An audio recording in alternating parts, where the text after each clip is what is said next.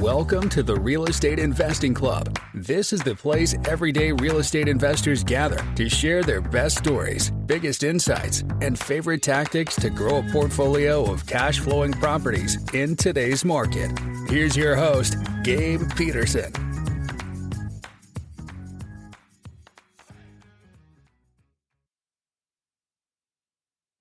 All right, we are back with another episode of the Real Estate Investing Club. Today we have Debbi DiMaggio with us. This is going to be a little bit different of an episode because, there's so many different ways. We always talk about the different ways of creating a business in real estate, tons of different asset classes, tons of ways to do it. A lot of people, when you're just getting started out, you are thinking about how can I create cash flow? How can I create an income in real estate? When you're doing investing, you tend to need a lot of money. So many people say you can do it without money. That is not the case. You definitely need money. So a lot of people run into that situation where they want to be an investor, but they don't know how to create money in real estate up to that point. One of the options is becoming an agent, real estate agent, working in real estate that way. Debbi is an expert in that with over 35 years of selling real estate down in sunny California in the Bay Area. She has over 80 agents under her. She also does coaching, and she's on the investing side. She has a couple multifamily properties with some single family, so she understands management. So it's going to be a good episode. Debbi has a lot of experience that we can go into. So Debbi, thank you very much for hopping on the show. Thank you so much for having me, Gabe. Yeah, absolutely. I told you right before we got on here, we like to start with stories. So why don't you take us to the beginning of your real estate story? How'd you get started? All right. Well, the only thing I knew when I was growing up is what I did not want to do. I did not want to be in real estate. Okay. Here I am. Funny how life works. Yes. I did not want to be in real estate. My dad was a syndicator and an investor, and he was back then, remember, there were no cell phones. So he was tied to syndicating was cool. Yeah.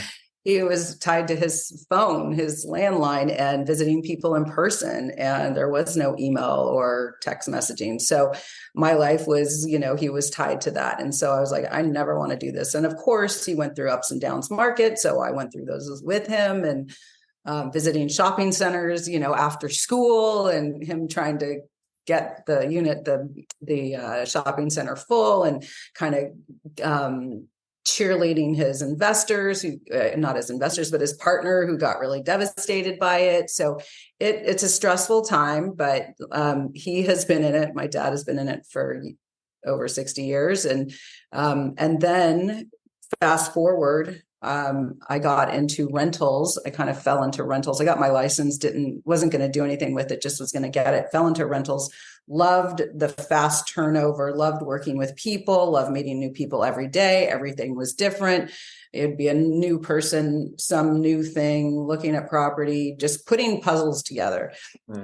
So then we moved over from San Francisco to the East Bay, and then got into sales, was doing a lot of relocation, and just continued to flourish with it, and said, I love it. And it was nice not having a boss, and I don't mind working really hard. And that was something I really wanted to do. And I'm always working, I'm always creating. And so it feeds my soul even after 35 years. Nice. Well, that's good to hear. If you still like doing something after 35 years, that means you made a good choice at some point along the road. So yeah, great to hear. Becoming an agent is something that is in the back of pretty much every investor's minds that I've spoken with. I don't have my license. I've been, being a real estate investor without actually going the route of getting the license. But I have, I've signed up for that course so many times thinking that, I should just do it. But I just never pulled the trigger. So I'm going to connect you with my guy after the meeting, and you're going to get your license, and you're going to hang your license with us. There you go. So one question that I have on that line is, you've spoken with tons of people on both sides of the line, being an agent and an investor. What are the benefits for people who are doing the investing side? They're going out there, they're looking for properties to flip, to buy, to hold, all that kind of stuff. What are the benefits for them getting a license as a real estate agent? Oh, okay. So getting a license, like you should have a license. You're talking to people every day, all day long. Real estate is about developing relationships, as you know. So when you get a license, you're already talking to other real estate agents. That's where the deals happen. You're hearing of things, your boots on the ground, you're hearing about deals. So when you have a license, so I was at a cocktail party actually 2 weeks ago during Christmas, and I was telling this guy, he has a ton of contacts and he has a niche because he's from Egypt, but he has a lot of friends and family here. I said, get your license. There's all those people, even if you don't practice. So this is number one. Even if you don't practice real estate, you get your license and you refer me your friends and family, I will pay you a 25% referral fee. You don't have to do anything. You connect me. Oh, right. Because, right. You get a referral fee. So then I connected him the day after the cocktail party and connected him with Shane to get his license. He's working on it now. I think now we'll see what happens. People don't always follow through, but now he's excited to hang his license with us and get started selling real estate.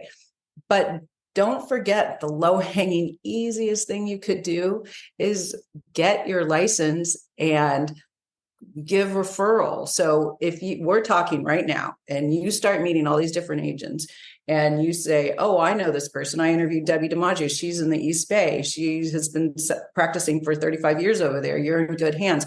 You will get a 25% referral fee for that referral, doing nothing. You keep doing your life and nothing changes. All you did was make a connection with another realtor, or it could be with another buyer or seller. So it's really great to just have your license and work it as you want. The next level is when you are a realtor, which is, you're meeting people and you're showing property. This has happened to us over the years is we'll see a home and for some reason, buyers all want to flock to the same house. They always, if a house is sitting, what's wrong with it? We've always bought that house that was sitting. And we make it the way we want. They're willing to negotiate if it's been sitting on the market like for 60 days. We bought our house that was not staged. The only people who made the offer on the house I'm in right now, there were 3 or 4 real estate agents. The typical buyer could not see through it because they couldn't see what you could do to it. Mm-hmm. I looked past that. So that's where you get the deal. And we've done it in the past with there was a cute little house and we were telling people, this is such a great deal. No one could see it. We said, fine, we'll buy it and flip it. And we did. So obviously not all agents have an eye for that, or not all people have an eye for that. But if you could, and if someone wanted to call me up and say, I see this property, what do you think? What could I do to it? I can look on FaceTime or walk through a house and tell you exactly what I would do. So you have to look for those homes that aren't, during like over Christmas time when things are a little slower. That's the time to come in. Those people are motivated, get a deal. And if you have to hold it for a while, rent it out. And then maybe after a year, the market's better, then sell it or keep it and hold it. Similarly goes to a house. We're on vacation in Scottsdale, Arizona. Now we're a 2.5-hour flight away, but we were on vacation. And after a couple of days looking at property for fun, just to get out of the sun, because as realtors, we love to look at property, even on vacation, we ended up 2 days later buying a lot. And we built a house. That was not in the plan. That was not something we thought ever about doing. It just was an opportunity that presented itself. And we said, after we build it, if we can't afford to keep it, we'll sell it or we'll rent it or we'll enjoy it. We ended up enjoying it for over 10 years. And it was really a wonderful family affair. So, and then after that, my dad bought 2 of his own down there and he still has today, and he continues to rent them out. So there's just so many opportunities. You just have to be on the lookout for it. Yep, absolutely. And I like that you mentioned the referral side of the business, because that's something that I always forget that agents can do with each other, is that you have this reciprocity. Does it work across state lines, or is that it does? Licensed? Okay. I'm closing a deal right now, February 1st in Southampton, which is all the way across the United States. I have a friend here in Oakland, and she has a house in Southampton, and it was time to sell. And so I referred her one of my colleagues out in Southampton, and we're closing. There you go. and I'll get a referral fee. I mean, I connected them and I connected two people I really like, and I oversaw it for a little bit until they kind of got comfortable with each other. And it feels really good to connect your friends and family and people who, clients who need a referral, because there's lots of us out there, but not all of us are really good or really care. Some people, it's like a money thing. Yes, you have to make money in life, but I really care. And so I always want to make sure I'm matching the right person with the right agent. Yeah, very cool. So it's like I do self-storage, mobile home RV parks, some land, some single family, but mostly on the commercial side. If I let's say I get licensed in Washington State, I'm not able to say I market for properties in Illinois and I got a seller, we can't agree on price. I can't say, hey, I'll list your property, because then I would have to be licensed. No. Yeah, you can't list. You can't list it, but you can refer. And then if you're going to stay, let's say, if I'm going to refer and I don't want any part of the deal, I just want to. I'm going to take my 25%, but I'm not going to be involved because I'm going to let them do their deal. However, if you're very involved with this person and you want to help be more involved, you and the agent in Illinois could split it 50-50, because if you're going to be really involved in the deal, then negotiate something different. It would be a referral fee, though. You're not representing. They would draw the contracts and stuff. But if you had to stay in the deal because of personality or because you had developed this relationship with this person that they wanted you to stay in, typically you'd refer it. But so you can negotiate all kinds of different things. That's interesting. I knew you couldn't list it, but I didn't know you could just, doesn't matter if you're licensed in the state, you can still get a referral. That referral fee from across the line. And there's a form, and I can send you a form so you can see what it looks like, just so you're more familiar. Yeah. I mean, that right there is reason itself for every investor to get their license, because I don't know how many deals that I've kind of like let go because it just didn't fit my bill, and I didn't have a buyer pool in that area, so I didn't wholesale it. If I could have just reached out to some brokers, that might have gone through. There's a whole career there for you. There you go. You're leaving a lot of money on the table. All right, I'm going to keep going down the line on the brokerage side. I know this is the Real Estate Investing Club, but a lot of people are interested on being an agent, being a broker in the investing, because it is it's a great way to do real estate. So I know this is a number of years ago, 35 years ago, but if you remember back to when you were just starting, and you had no clients, you had no book. How did you go about creating that book of business, those first few clients that you can kind of use to create a snowball effect and build, to where you are today? Yeah, sure. So I kind of, everyone has a niche how they fall into it. But so mine was unique at the time because it was before email, it was before texting, it was a whole different time. And relocation companies, there were a lot of relo companies that were, brick and mortar relocation companies. Now there's the relo is, people out of their homes and they're kind of helping with relocation, but it's different. I just got a call one day to help with rentals with a relocation company, and they had tons of people relocating into California at the time. And then later there was people relocating out, but for one of the big clients was DFS, Duty Free Shopping, which is Louis Vuitton, LVH, or they were coming in, DFS were those stores in the airports, and they had so many people, they were relocating here. So I started by showing them rentals, and then eventually I parlayed that relocation business into sales. And then people started moving out. So then I had sold them the house to come, and then sold them the house when they left. And it was a lot of relo business. And even 35 years later, we started out doing rentals, my husband and I, and we did that for quite some time. And then we started doing sales, but we never gave up the rentals, because you're helping clients, you're meeting new people that might eventually buy. It's a great way. You don't make a ton of money, but you do build relationships. So don't give up the rental side of it all. You make a small commission, but you do meet people, and it's all about meeting people. I have to share this story with you. So I'm at an open house. This is, oh my gosh, it was probably 20 with a 25-year gap.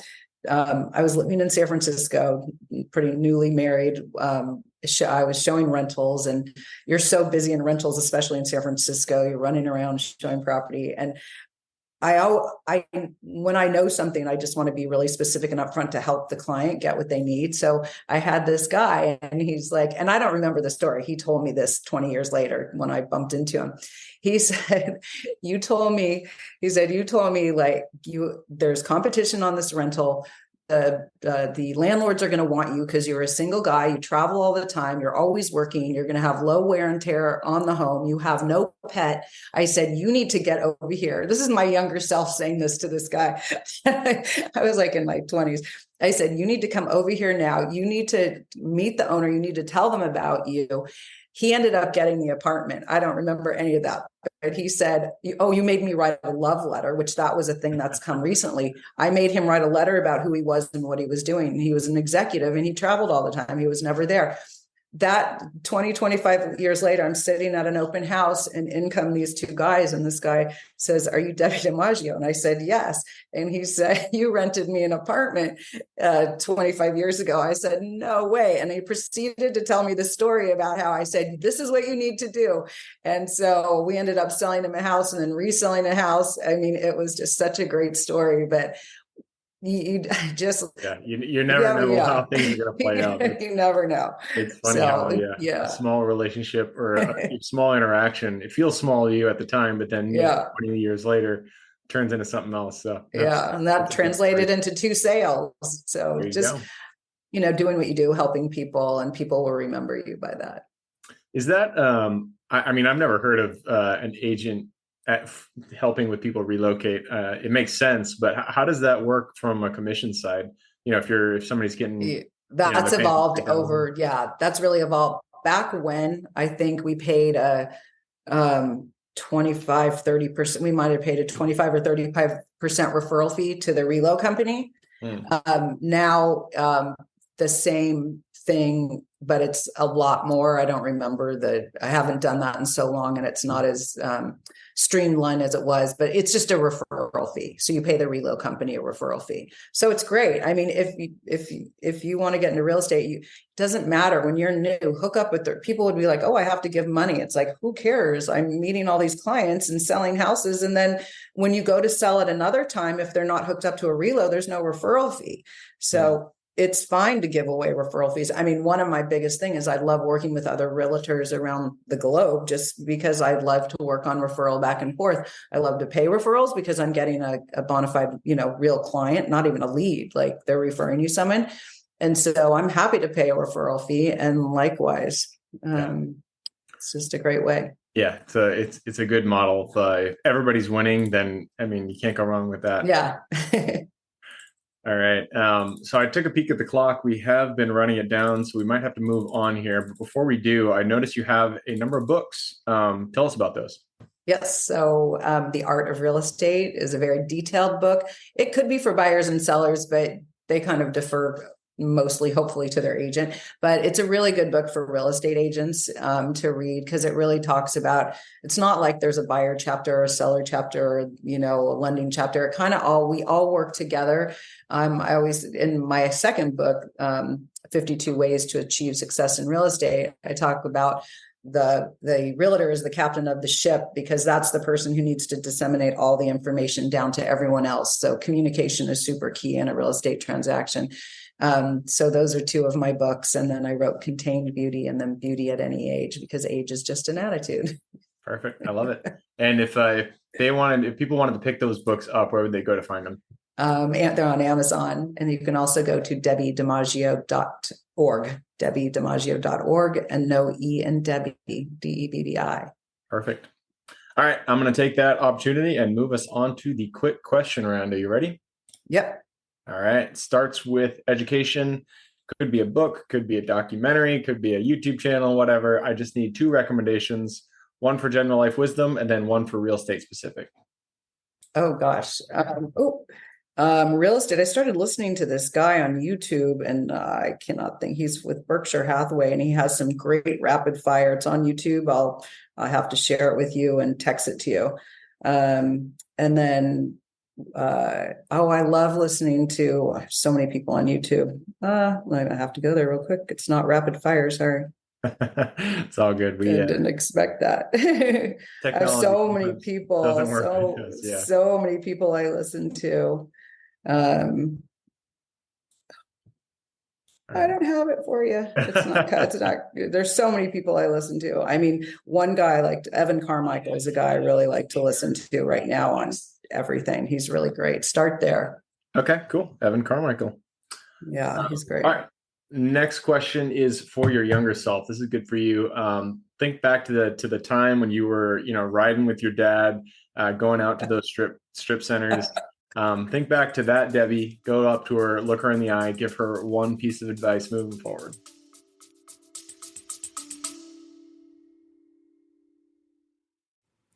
Before we continue on with today's guest, I want to tell you guys about a community I'm launching on School to help investors like yourself grow your own portfolio. In this community, you'll get access to all the docs I use, all the systems I've built, everything I've used to grow my own portfolio, as well as instructions and guidance on how to get out there and find great deals, how to finance those deals, and then how to manage them for great returns. Since we're just launching it, the price will be set at a measly $20 per month, and whatever price you join at is the price you'll have for life. We will be increasing the price as the group grows, so if you're at all interested in growing your portfolio along other investors, now is the time to join. I will put the link somewhere in the bio or on our podcast website at therealestateinvestingclub.com, so if you are interested, head on over there. With that said, let's get back to the podcast.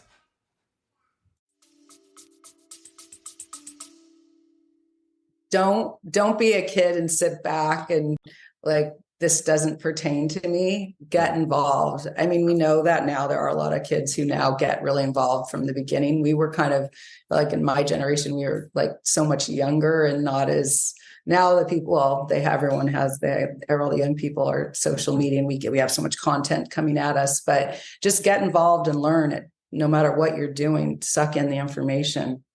Yep, absolutely.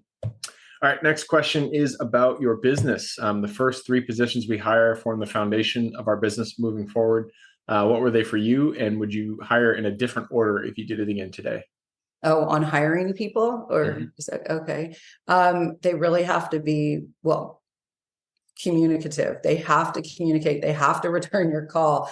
I mean, we had someone we just hired someone we met with 2 weeks ago. And she said, okay, after the holidays, I'm coming in, was all set up. She's going to meet with our office manager. The office manager calls and says, where are you? And she's like, oh, it's just got over the holidays. And we're like, oh my God, I can't, would you not show up to you're just not showing up? Like that to me makes me crazy. Like, how could you do that and not even call? If you call, it's like, okay, something's come up. But I mean, follow through is so important. And so follow through, communication. I mean, things come up, but communicating is so important. Passion, you have to have passion, else you're not going to sustain. No way. Absolutely. Communication is super huge, especially it's only apparent when somebody is bad at communicating. Yeah, exactly. If somebody's not, and it doesn't mean like they have to be super affluent or use very, highfalutin words. No. But just as so long could be 2 words, or you just like, can we reschedule? Yeah. Just make sure that the point is delivered. That's all. Yeah.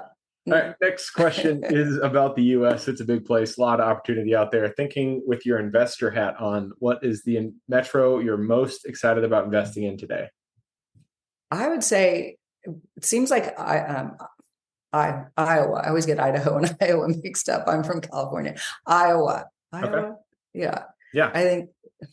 Is there any specific city within Iowa or? No, I have a referral. Is it? Oh my gosh, Iowa, Idaho. I guess it must be Iowa. What's universe? Oh, I'm blanking on this. I think it's Iowa. We can use them both, Iowa and Idaho. No, it's Idaho. Yes, there's a lot. I have an agent there that I've been referring. So I have someone, we're actually writing on a lot in Los Angeles today, but I referred him to someone in Idaho because there's a lot of opportunity there. We have a friend he started buying property when his kids were in school there. That's another thing for people. If their kids are going to college, to consider investing as a freshman. So the kids can live there, and you can also collect rent and then maybe keep it long after and rent it out. Yeah. And you can do what I wish I would have done was bought a property and then rented out the rooms, done the by room thing. I've heard so many people that have come on this podcast who said when they were in college, they bought a property, rented out room by room. I was like, God damn, I know. I wish I did that. I wanted to do that in Colorado and Boulder, where our kids went to school, but they didn't want to live where we were looking to buy. Of course, they wanted to live, up on the hill. All right. Next question is about it's about finding deals, but we're gonna change this one up for you since you are more on the agent side. We're gonna say, what is the best way to find new sellers who want to sell the property? Yes. So what I like to do, and starting in the new year, like I do every year, I start trying to get organized before I get too busy in the year. Right now, what I like to focus on are people who lived in their homes 20 years or longer. So work with a title company to do a search and find who's lived in there 20 years or longer, because those people probably will be considering a sale at some point down the road. And there are different tools. Different title companies have different tools. Speak to the title company. If you're an agent or an investor, you can be an investor. You don't have to be just an agent. Call your title company and say, do you have a program, which Chicago Title has a program like that, and they can tell you who's most likely to sell. Yeah. I mean, and you can get that stuff off like Property Radar. Just there's tons of different platforms out there that pull that data out of. So 20 years, that makes a lot of sense, because those people, they probably have almost 100% equity, maybe 80% equity in their property. And so they're ready to sell and ready to get out of there. Yeah. All right. Next question is about lessons learned. Not every deal that we get into goes the way we expect. Sometimes a wrench is thrown into there and deal goes a little bit sideways, but in those opportunities are great lessons that we can take to our next deal. So what is a deal that went a little bit sideways for you, and what was the lesson you pulled from it? Pick up the phone. Don't hide behind text. Don't hide behind email. Pick up the phone. It's so amazing. I mean, we all know this. You pick up the phone and you start having a conversation. You hear the inflection. You hear what the issue is behind. I'll give you an example. I was working on a deal, and I know the agent, she's a nice person, but she wouldn't pick up her phone. So I had to call her broker, who's a friend of mine, and say, I don't know what's going on. She won't pick up the phone. I'd like to work it through, but I just need a phone call. So when she finally called me back, we spoke. I got a whole backstory on her client and what the client had gone through, and her divorce and all this other stuff that was going on. And then she had a protective father, who was really concerned about her making this purchase. So I got to hear all the backstory. And not only that, I work between Northern and Southern California. The LA market is 1,000% different than the Northern California market, agent-wise and mentality-wise. When she told me that the dad of this gal who was buying a property of ours, when she said the father was from LA, I said, oh, I get it. In LA, they negotiate. Up here, we take everything as is. We provide all the reports and everything ahead of time. In LA, they negotiate, renegotiate. It's a whole different thing. So once she told me that, I said, oh, okay, I get it now. And then we were able to put the deal together. She didn't have to wait that long to pick up the phone. Had I known what was going on, we would have circumvented all of that. Yeah. Yeah. Just picking up the phone. It is so easy just to get kind of sit back in the email texting mode, just because it's a lot simpler. But really, there's so much loss in communication when you're not talking with the person that can very easily be solved if you just pick up the phone and start talking. Exactly. Communication is key. Absolutely. That's the theme for this podcast. Communicate. Yes. All right. That leads us to the last question. This is for the listeners. I'm sure people want to reach out, get in contact with you. Where can they find you? And then what can they expect when they reach out? They can go to my website, DebbiDiMaggio.org. They can also call me at 510-414-6777. I'm happy to have a conversation about investing or real estate, getting your license, joining my referral network. Once we start talking, you never know what will happen. There you go. All right. Well, that wraps it up. Debbi, thank you very much for hopping on the show.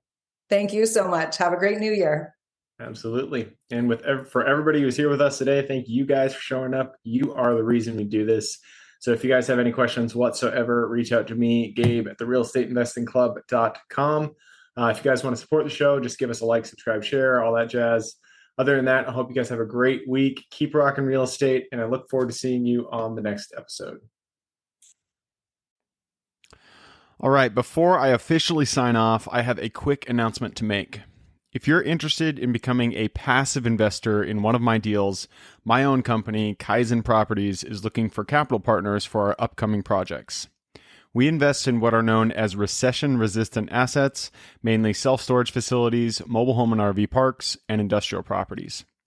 If you're interested in investing and would like to learn a little bit more about my company, our investing criteria, and some of the previous projects we've done, go to the Real Estate Investing Club podcast at therealestateinvestingclub.com and scroll all the way down to the bottom of the page. Click on the Invest With Us button.